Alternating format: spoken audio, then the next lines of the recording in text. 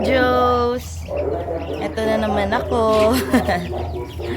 So ngayon, ayan, nagpakain na naman tayo ng mga chicken. Yes! Ayun, pakain na naman tayo ng mga native chicken. Yun yung mga libangan natin ngayon, ng ating mga native. So, yan, dami-dami na nila. Ngayon, for today's video, titingnan natin gaano nga ba karami mangitlog ang isang native chicken. Bakit mabilis silang dumami? Bakit kahit nagsimula ka lang sa dalawa, mga 3 buwan or ilang buwan, meron ka ng mga 30 mahigit or 20 mahigit na chicken. So titingnan natin, saktong-sakto, meron kaming nanay ngayon na chicken na naglilimlim. So, tingnan natin kung ilan na yung itlog niya. So, kasi yung feeling ko doon, ay, isa lang pala. Isa lang yung naglilimlim kasi yung 3 andito eh. Ayan. Ay. So, ayun. Let's go. Una-una nag-inishag ko. So, ayan, yung ating naglilimlim na chicken. Ay. So, ilan na yung itlog niyan? 2, 4, 6, 8, 10, 11. 11. Oh, usually, umaabot ng gaano karamihan?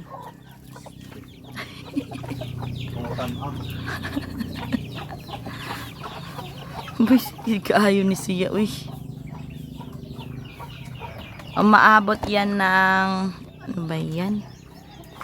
Minsan 20, pinakamarami 20 mahigit. So, ayun yung naglilimlim. Ay. Bumaba na tuloy siya. Ayan sila. Yun, Diyos, nakita nyo kung gaano karami yung itlog niya. So, sa ngayon, 11 pa lang yon. Minsan kasi, minsan lang ha, na, konti lang yung itlog na isang native. Kaya, mabilis talaga dumami ang native Diyos kasi, marami talaga sila mangitlog. The last time, ang pinakamarami, or yung 4 naman namin na manok yung 4 na nanay, nangingitlog talaga sila 15 to 20 or 21 na itlog. But, aasahan mong hindi lahat yon mapipisa. So, kung may 20 itlog ang isang native chicken, swerte mo na kung mapipisa yung 20 na yon. Pero dahil nga naman hindi yun sabay-sabay nilabas, so most of the time talaga, Diyos, napipisa mga, sabihin na natin, 15, mga 16, ganon lang yung napipisa. So, san ka pa? Sa isang nanay na manok, meron agad 16 or 15 na ano. The last time kasi yung isang manok namin, saan ba dito yun? Yung puti, yung medyo maputi na manok. Saan na ba yun? Wala dito, yung nasa galaan.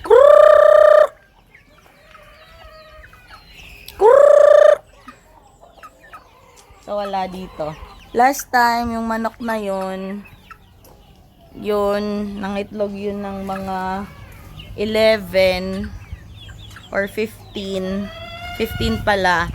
Ang napisa lang ay 9, mga ganon. So usually ganon. So yung isa naming manok dati, yung bago kami pumunta na Maynila, nangitlog yun ng 20. Tapos ang napisa lang ay 15. So 'di ba, napakaswerte, nabuhay yung 15 Joes. So dapat ikinulong muna namin sila, tapos nung medyo lumaki na yung mga manok, mga sisiw, tsaka namin pinakawalan. And aasahan mo, Diyos, dahil galayang mga native na yan, swerte mo na lang kung yung 15 na yun na napisa ay mabuhay lahat. So yung sa amin, yung nangyari, ngayon 7 na lang sila. Yung 15 na napisa, ngayon 7 na lang. Dahil nga hindi talaga mawawala dyan yung magkakasakit yung mga chicken, magsisipunin sila, ganon. Tapos minsan pag nagkukumpulan sila, pag yung hapon na or gabi na, pag nagkukumpulan, nag-aapakan sila, minsan may namamatay din doon. So ganon. So ganon karami mangitlog ang native Joes. Umaabot ng 20 mahigit. Most of the time, mga 20 mahigit. 11. So, iilan lang yung manok na nangingitlog ng mga 5 pababa or mga 5. Basta 10 pataas yan, Diyos. So, ganun. Kung mag-aalaga ka ng native, edi swerte mo. Kasi, mabilis magparami ng native. Tapos, hindi mo kailangan pakainin lagi. Kasi, ano lang yan, maggagalayan sila, maghahanap ng sarili nilang pagkain. So, ayun, kung may mga katanungan pa kayo, tanong lang kayo sa comment section para magawa natin ng video. This time, hindi muna tayo sa broiler, dito muna tayo sa native chicken kasi yun lang yung alaga namin for this year. For today. So, ayun, maraming salamat, Joe, sa mga marami pang tanong and more videos to come or to upload. Please follow, subscribe, like our videos, and comment para magawan ko kayo ng video. And sa mga tanong lang kayo ng tanong, Diyos, para makakuha tayo ng idea ng i-content natin. So, thank you so much for watching, and please do subscribe and share our video. Thank you so much for our new subscribers and magiging subscribers pa. Thank you.